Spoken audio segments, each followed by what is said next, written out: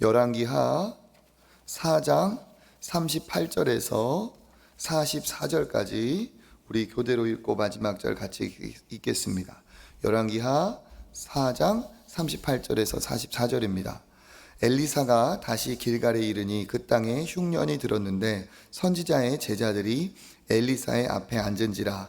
엘리사가 자기 사환에게 이르되 큰 솥을 걸고 선지자의 제자들을 위하여 국을 끓이라 하매, 한 사람이 채소를 캐러 들에 나가 들포도 덩굴을 만나 그것에서 들 호박을 따서 옷자락에 채워 가지고 돌아와 썰어 국 끓이는 솥에 넣되 그들은 무엇인지 알지 못한지라. 이에 퍼다가 무리에게 주어 먹게 하였더니 무리가 국을 먹다가 그들이 외쳐 이르되 하나님의 사람이여 솥에 죽음의 독이 있나이다 하고 능히 먹지 못하는지라.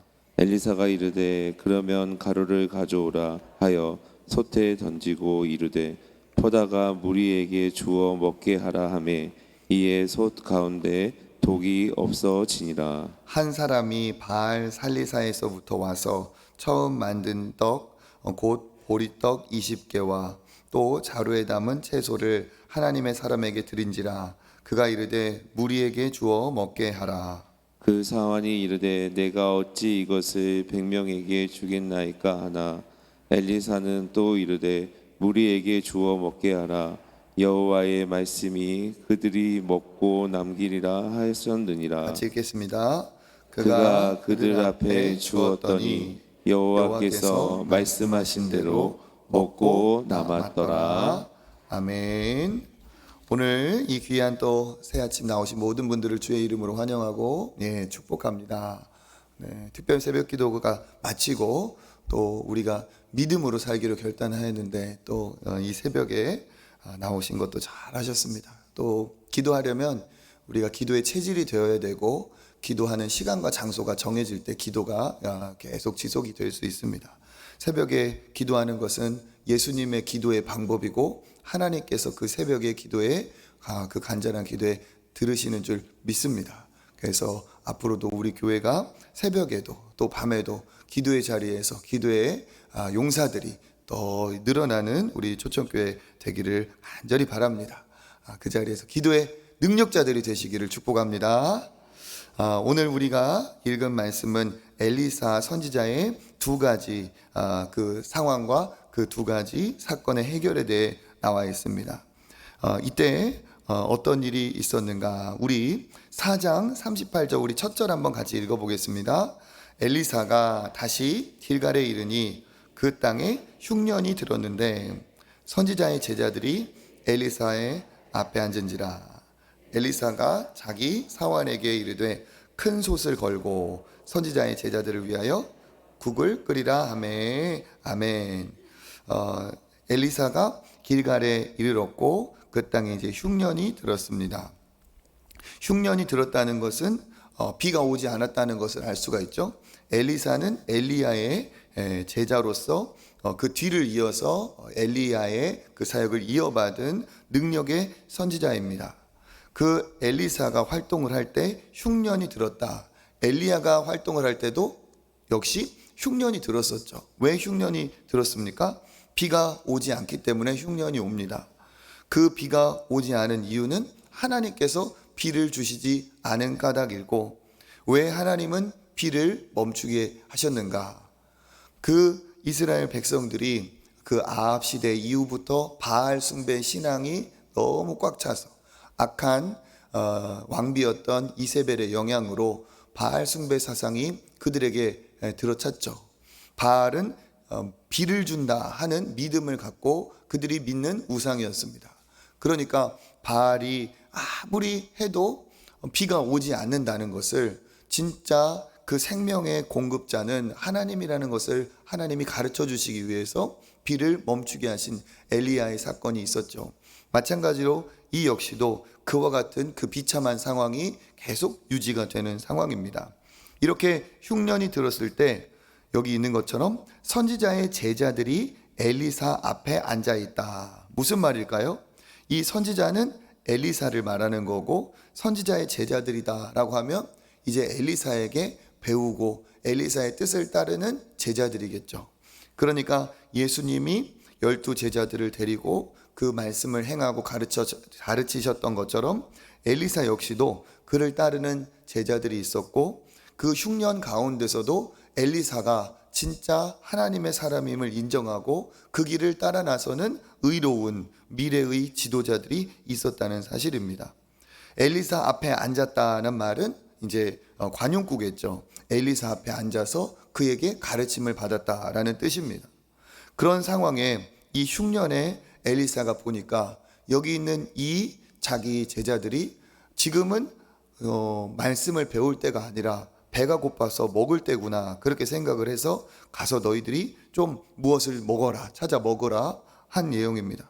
그래서 그들은 어떻게 합니까? 제자들이 국을 가서 이제 끓이는 상황이 되었죠. 채소 먹을 것이 있는지 가서 다 찾아봅니다.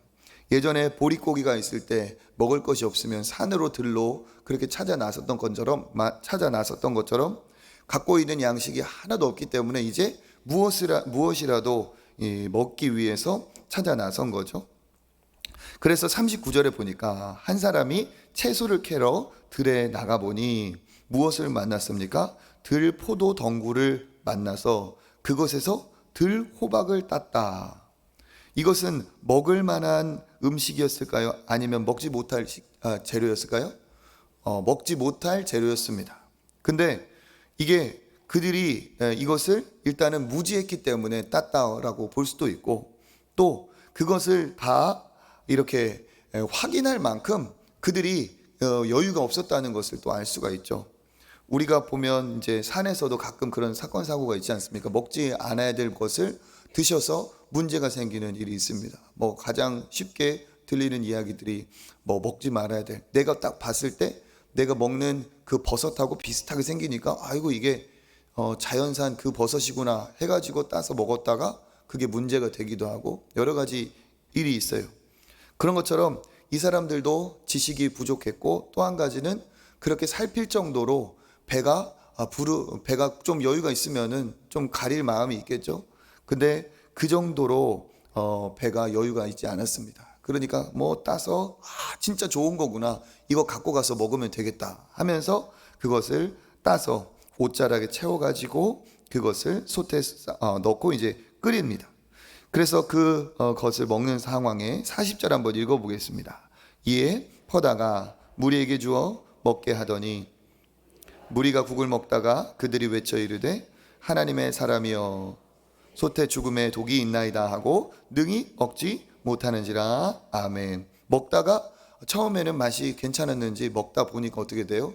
입에는 괜찮았을지 모르겠지만 속에 들어가서 이제 배를 통증을 유발했던 거죠. 그러면서 누군가는 얼굴이 파래서 뭐 쓰러지는 일이 벌어졌을 거고 하니까 죽음의 독이 있다라고 외치고 있습니다. 그래서 어떻게 합니까? 우리 41절 읽어보겠습니다. 엘리사가 이르되 가루를 가져오라 하여 솥에 던지고 이르되 퍼다가 무리에게 주어 먹게 하라 하매 이에 솥 가운데 독이 없어지니라. 아멘. 엘리사가 어떻게 했습니까? 가루를 가져오라. 이게 곡식의 가루인지 어떤 가루인지는 모르겠습니다만 그 말하면 딱 얘기할 수 있는 그런 것이었나 봐요. 그래서 가져오라 했더니 솥에 그것을 던지고 그것을 이제 퍼다 먹어도 괜찮은 해독이 되는 역사가 일어났습니다. 하나님께서 엘리사를 통해 그들을 먹이시고 그들에게 또 해결을 주시는 은혜를 보았습니다. 하나님은 광야에서도 먹을 것이 없는 그들에게 만나를 주시고 메추라기를 주시고 반석에서 물을 내어 주신 공급하시는 하나님이셨죠.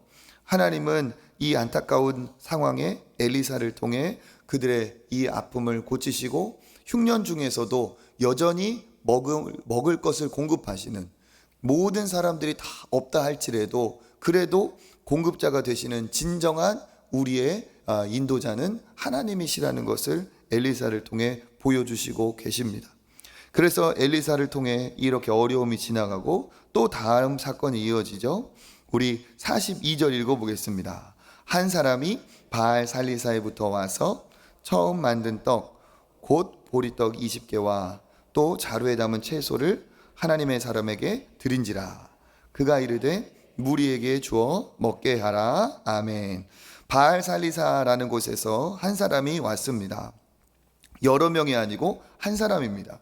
그런데 이 한 사람이 무엇을 가져왔습니까? 보리떡 20개를 가져왔는데, 이 보리떡 20개는 그냥 일상적인 보리떡이 아니죠. 그 앞에 보니까 뭐라고 쓰여 있습니까? 처음 만든 떡 곧 보리떡 20개라고 되어 있어요. 그러니까 의미가 있는 거죠. 그렇죠? 비가 오지 않아서 흉년 중에 어렵게 겨우 보리를 평소와 달리 아주 극소량으로 거두었을 겁니다. 그 적은 양의 이 보리를 가지고 처음 익은 그 보리 열매로 떡 20개를 만들었습니다. 양이 그렇게 대단한 양은 아니겠지만 처음 만든 떡을 그렇게 하나님 앞에 드리려고 마음을 먹었겠죠. 어떻게 하는 것이 하나님께 드린 이 처음 떡을 주님이 기뻐하시는 곳에 드릴까 하다가 어떻게 했습니까? 하나님의 사람인 엘리사에게 갖다 그들을 도우면 하나님이 기뻐하시는 것이겠다, 곧 하나님께 드리는 것이겠다 하면서 하나님께 드리는 것이 하나님께 드리는 것이고 하나님이 기뻐하시는 것이다 생각해서 보리떡 20개, 그리고 그 흉년 중에 수확한 채소들을 자루에 담아서 그 엘리사에게 가져가고 있습니다. 하나님의 사람에게 드리자 그것이 어떻게 되었어요? 풍족한 양이 아니었죠. 뒤에 보니까 그 사환이 어찌 이것을 100명에게 주겠나이까 하는 걸 보니까 그 당시 엘리사를 따라다니는 이제 무리 제자들이 상당히 수가 많다는 것을 알 수 있습니다. 오병이어의 기적을 생각하면 오병이어니까 그 오병이어가 아이의 품 안에서 나왔다는 걸 알 수 있죠. 그러면 일상적인 한 끼 식사에 미치지 못하는 분량일 텐데 오병이어니까 떡이 5개죠. 근데 지금 보리떡 몇 개가 왔어요? 20개가 왔어요. 그러니까 아무리 세봐도 이거는 1인분이 5개라고 쳐도 4인분 정도밖에 되지 않는 분량이겠죠. 그러니까 이것을 가지고 엘리사가 무리에게 주어 먹게 하라, 이 100여 명의 이 제자들에게 주어서 먹게 하라 하였더니 그것을 보고 그 사환이 뭐라고 말합니까? 어떻게 100명에게 이걸 주겠습니까? 반문을 하고 있죠. 그때 엘리사가 뭐라고 말합니까? 43절에 보니까 엘리사는 또 이르되 무리에게 주어서 먹게 하라, 다시 재차 명령을 하고 있죠. 그러면서 그렇게 자기가 확신 있게 얘기하는 이유가 뭐라고 얘기하고 있습니까? 하나님의 말씀이 그들이 먹고 남으리라 하셨느니라. 엘리사는 그냥 갖다 주라고 한 게 아니고 하나님이 심중에 이것으로 다 먹을 수 있다는 어떠한 하나님의 그 응답, 마음의 감동을 받은 거죠. 그래서 무리에게 갖다 주고 하나님이 이 보이는 것은 적은 양이지만 이것으로 여기 있는 100여 명이 다 먹고도 남을 정도로 하나님이 은혜를 베푸시겠다는 것을 이 엘리사는 응답을 받고 확신을 가졌기 때문에 무리에게 주라고 했어요. 그렇게 무리에게 주라고 할 때 이 사환이 처음에는 황당했지만 어떻게 했습니까? 우리 44절 읽어보겠습니다. 그가 그들 앞에 주었더니 여호와께서 말씀하신 대로 먹고 남았더라. 아멘. 여기 있는 그가라는 사람은 엘리사가 아니고 그 명령을 전달받은 그의 조수 사환이었겠죠. 다시 재차 명령을 하고 먹고 남으리라 하는 그 하나님의 응답으로 다시 가라고 했을 때 이 사람이 어떻게 했어요? 처음에는 이해할 수 없었지만 자기의 계산으로서는 맞아 떨어지지 않았지만 이 엘리사 선생님이 가라고 하니까 어찌됐든 순종해서 간 겁니다. 근데 어떤 일이 벌어졌어요? 그들 앞에 주었더니 여호와께서 말씀하신 대로 먹고 남았더라. 마치 예수께서 그 들에서 오병이어의 기적을 제자들을 통해 이루신 것처럼 여기 엘리사도 그들에게 공급하는 일을 했습니다. 여기 44절에 그들 앞에 주었더니 말씀한 대로 여호와의 말씀하신 대로 먹고 남았더라. 어떻게 이 일이 벌어졌는지 성경은 구체적으로 기록하고 있지는 않습니다. 그렇지만 하나님께서 기록할 수 없는 특별한 방법으로 그들을 먹이시고 그들에게 남는 축복을 주셨다는 것을 알 수가 있는 것이죠. 오병이어의 기적도 마찬가지입니다. 오병이어의 기적도 다 읽어보셔서 아시겠지만 오병이의 기적이 마태, 마가, 누가, 요한 다 기록하고 있지만 어떻게 그들이 떡이 생겨났고 하늘에서 떨어졌는지 그 바구니에서 솟아났는지 기록하고 있진 않아요. 그렇지만 4명이 공통적으로 순종하여 그 사람들에게 나누었을 때 풍족히 먹고 그 12광주리가 남았다는 그 기록이 있죠. 그와 마찬가지로 하나님께서는 응답하셔서 기록하지 않았지만 기록할 수 없는 방법으로 공급하시고 이 모든 문제를 해결해 주셨습니다. 그래서 첫 번째 사건은 뭡니까? 먹을 것이 없는 상황에서 겨우 입에 풀칠이라도 하고자 했을 때, 그들이 고난 중에 있을 때 하나님이 그들을 도와주신 사건이고, 두 번째는 뭡니까? 그래도 그거보다는 조금 형편이 낫죠. 겨우 입에 그냥 풀칠이라도 한 정도였다면 하나님이 그 한 사람의 작은 헌신을 통해 그 100여 명의 모든 제자들을 먹이는 아버지께서 그러한 은혜를 베풀어 주셨습니다. 오늘 말씀을 통해 우리가 또 살펴볼 말씀은 뭡니까? 하나님은 시대가 악하다고 해도 믿음의 사람들을 어떻게 하고 있어요? 남겨두시고 믿음의 사람들을 여전히 기르고 계시다는 사실입니다.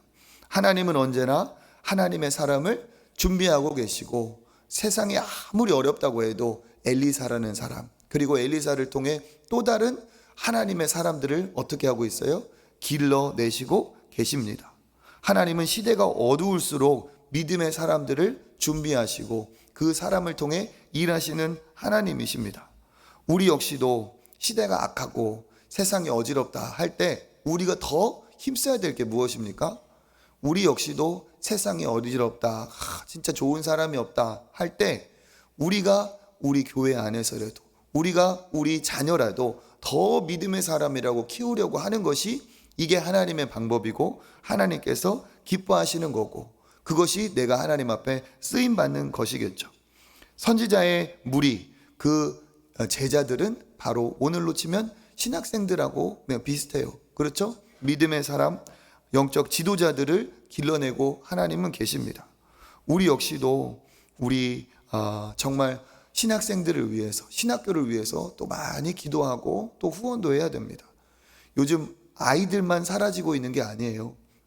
신학교에 갈 신학생들도 사라지고 있어요. 그래서 우리 교단도 예수교 장로의 합동교단으로 적은 수의 교단은 아니지만 우리 교단 역시도 제가 신학교에 갈 때와 정말 아주 다른, 제가 갈 때는 경쟁률이 상당했어요. 제가 그 경쟁률을 뚫고 한 번에 합격을 했어요. 그랬는데 지금은 1대1 맞추기도 쉽지 않아요. 지금은. 근데 우리 교단의 신학교가 이 정도라면 다른 지방 신학교나 어디 이런 적은 교단의 신학교는 훨씬 더 어려운 상황입니다. 거기 있는 신학교 교수들을 비롯해서 이 배출을 해야, 신학생을 배출을 해야 다음 목회자들이 서고 교회가 설 텐데 이게 안 되는 거예요. 사람도 없고 신학생도 없어요. 그러니까 너무 어려운 상황이어서 신학교들도 어떻게 이 생존에 나가야 될 것인가에 진짜 안타까운 상황이거든요. 이러할 때일수록 이게 또 직결되는 게 뭡니까? 각 교회, 지방 있는 여러 교회들, 특정 몇 교회 제외하고는 벌써부터 좋은 신학생들, 좋은 교육자들을 구하기가 이미 어려워졌어요. 이미 어려워졌어요. 우리 교회에 있는 부목사님들 정도면 정말 탁월한 거예요. 벌써 서울에서도 연락이 와요. 서울에서도 없다는 거예요. 지금 그러한 시대에 우리가 더 노력해야 될 게 뭡니까? 신학교를 위해 기도하고 신학생들을 위해 기도하는 것도, 사람을 키우는 것도 하나님의 뜻이다. 믿음의 세대들, 믿음의 지도자들을 키워야 된다. 우리가 이번에 착한 헌금을, 지난번 우리 봄에 드린 헌금을 통해서 신학교에 우리가 장학금을 전달하고 9월 22일에 총장님이 오시잖아요. 그건 역시도 우리가 하나님이 기뻐하시는 섬김이자 나눔인 줄 믿습니다. 어두운 시대일수록 무엇에 집중하고 계시다? 사람에게 집중하는 하나님이시다. 우리 역시도 시대가 어려울수록, 영적으로 여러 가지가 혼탁할수록 믿음의 사람을 길러내는데 우리가 힘써야 될 줄 믿습니다. 악한 시대는 세상이 악한 게 아니라 사람이 악한 거예요. 그렇죠? 나무나 흙이 악해집니까? 사람이 악하면 세상이 악해지고 사람이 악하니까 세상이 고생을 하는 거죠. 그렇기 때문에 우리가 이럴 때일수록 이 흉년의 원인이 세상에 있지 않고 사람에게 있다는 것을 알고 우리가 더 믿음의 길을 가야 될 줄 믿습니다. 이러한 가운데서도 하나님은 엘리사를 통해 해결하시고 또 일하고 계시는 것을 볼 수가 있습니다. 광야에서 백성들을 먹이신 하나님은 여전히 그 흉년 가운데서도 하나님의 사람을 구별하시고 그들을 보호하고 인도하시는 줄 믿습니다. 우리가 아무리 어려운 흉년의 때를 지나고 있다 할지라도 하나님을 의지하고 주님 앞에 기도할 때 우리가 예상하지 못한 방법으로 하나님께서 우리를 인도하여 주실 줄 믿습니다. 그리고 마지막으로 오늘 말씀을 통해 우리가 또 기억할 수 있는 게 뭡니까? 어려운 중에 자기 먹을 것도 참 궁할 텐데 그 처음 거둔 보리로 그것을 떡을 만들고 처음 그 가뭄 중에 채소가 얼마나 귀하겠어요. 그렇죠? 비 오지 않으면 우리도 마트 나가보면 벌써 장바구니가 달라지는데 그 어려운 때 채소를 한 자루를 가지고 그 하나님의 사람인 엘리사를 찾아와서 하나님께 섬기듯이 그렇게 섬기려는 사람이 있었다는 거예요. 왜 하나님이 그들을 먹이실 수 있었을까? 작은 것이지만 나에게 정말 소중한 것을 하나님 앞에 드릴 수 있는 그것을 하나님은 분명히 기억하고 기뻐하셨을 거라고 믿습니다. 그 작은 것이 드려졌기 때문에 그 작은 드려짐이 100여 명이 넘는 사람들에게 큰 행복이 됐죠. 마찬가지로 우리가 작은 것이라 할지라도 내게 소중한 것 하나님 앞에 이것으로 무슨 일이 벌어지겠나 하지만 그것을 하나님 앞에 내 마음을 담아 간절한 마음으로 하나님 앞에 헌신할 때 우리의 작은 것으로도 하나님은 기뻐하시고 큰 일을 행하실 수 있는 하나님이신 줄 믿습니다. 그래서 하나님 앞에 여러분 작은 것이라도 의미가 있고 가치 있는 것이라면 여러분 꼭 돈 이야기가 아니라 나의 시간이든 나의 재능이든 어떠한 것이든 하나님 손에 붙들리면 내 수준보다 훨씬 더 능력 있게 탁월하게 가치 있게 쓰일 수가 있어요. 그렇게 하나님 앞에 쓰임받는 저와 여러분 되시기를 주님의 이름으로 축복합니다. 기도하겠습니다. 하나님 감사합니다. 이 흉년이 정말 악한 인간들로 인하여 우상 숭배자들로 인하여 온 것을 아버지 우리가 보고 또 깨닫게 됩니다. 하나님 우리가 악해질 때 세상이 어려워지고 우리가 주 앞에 바르게 살 때 이 세상도 밝아질 줄 믿습니다. 남 탓하기 전에 내가 먼저 하나님 앞에 깨끗한 사람 되게 하시고 진실한 사람 되게 하시고 정말 세상을 아름답게 하는 사람 되게 하여 주시옵소서. 또 하나님 흉년 어려운 때 먹을 것이 그렇게 궁색할 때 하나님은 그래도 믿음의 사람을 통하여 아버지 먹이시고 그 모든 문제를 해결하시는 줄 믿습니다. 우리의 삶에도 하나님 흉년과 같은 때를 지날 때 하나님 도와주시고 은혜 주셔서 살 길과 또 하나님이 채우시는 것을 체험하게 하여 주시옵소서. 또 하나님 작은 자의 아버지 헌신을 통해서도 놀라운 일을 이루시는 하나님, 우리 역시도 하나님 앞에 이렇게 귀하게 쓰임받기를 원합니다. 하나님 특별히 이 시대의 목회자들, 신학생들을 기억하여 주시고 탁월한 영적 리더십을 갖고 인성과 능력이 있는 교계 지도자들이 많이 일어나서 한국 교회가 살아나며 세계 선교를 더욱더 아름답게 해나갈 수 있도록 은혜 베풀어 주시옵소서. 그러한 믿음의 역사가 일어나는 우리 초청교회 되게 하시고 우리 초청교회를 통해 하나님이 기뻐하실 믿음의 일꾼들이 많이 배출되게 주님 도와 주시옵소서. 오늘도 이 새벽 기도하는 주의 백성들을 기억하여 주시고 그 기도에 풍성하게 응답하여 주시옵소서. 감사드리며 예수님의 이름으로 기도드립니다. 아멘. 우리 이 시간 하나님 앞에 또 기도의 자리로 나아가겠습니다. 9월 특별히 우리 가족, 우리 교회의 영적인 도약의 날이 되게 하여 주옵소서. 우리 특별 새벽 기도회를 통해 받은 은혜를 소멸하지 않고 잘 간직하게 하여 주시며 이번 진행되는 온 가족 금요 차례를 통해서 하나님 앞에 또 정말 뜨거운 은혜를 받고 하나님이 주시는 영적인 충전이 있게 하여 주옵소서. 시작되는 하반기 양육과 각종 모임에 은혜를 더하여 주시고 작은 것이라도 드려 쓰임받는 아름다운 손길처럼 하나님 우리 성도들이 주 앞에 믿음의 세대들을 키우고 영적 성장을 위해 아버지 함께하게 하여 주옵소서. 진행되는 리모델링 공사 아름답게 잘 완공되게 하시고 우리 어린이들 다음 세대 뛰어놀고 안전하게 배우는 은혜의 공간이 되게 하여 주옵소서. 교회를 위해서도 기도해 주시고 또 우리 각자의 기도의 제목을 가지고 하나님 앞에 나갈 때 하나님 은혜 주실 줄 믿습니다. 이 시간 주님 한번 잡고 기도하겠습니다. 주여